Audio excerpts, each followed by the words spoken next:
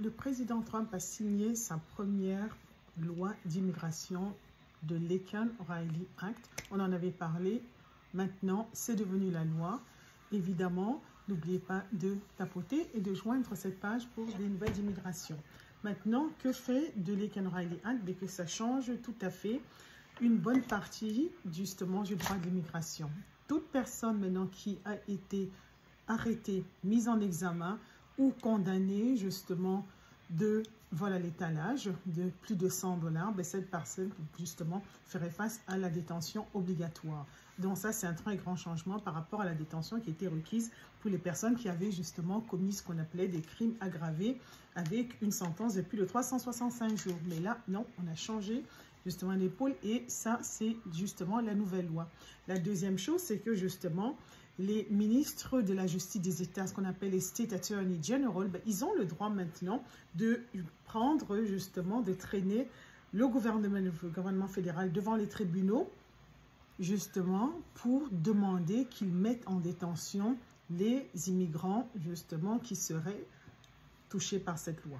Donc ça, c'est un grand changement. Pourquoi? Parce qu'il ne faut pas oublier que l'immigration, ben, c'est en fait la responsabilité de l'État fédéral. Mais là, ça, c'est l'influence justement des États républicains qui voulaient justement se sentir beaucoup plus impliqués en reprochant au gouvernement fédéral de ne pas justement appliquer la loi d'immigration et d'être un peu trop permissif. Donc ça, c'est justement leur a donné une manière de faire une pression et justement de s'insérer dans les affaires de l'État fédéral. Évidemment, donc ça, c'est très important.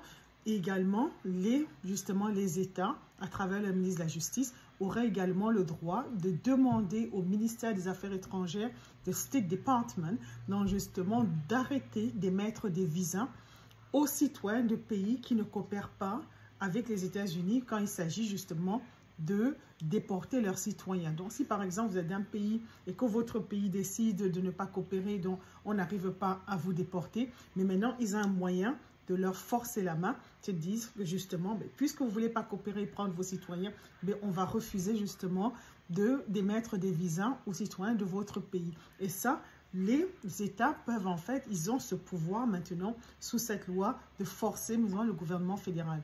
Maintenant, est-ce que cette loi, est-ce qu'elle peut être applicable aussi aisément? Selon les experts, non. Il n'y a pas suffisamment de justement de fonds, donc il n'y a pas assez de fonds. Là maintenant, on parle de fonds à peu près pour 41 milli.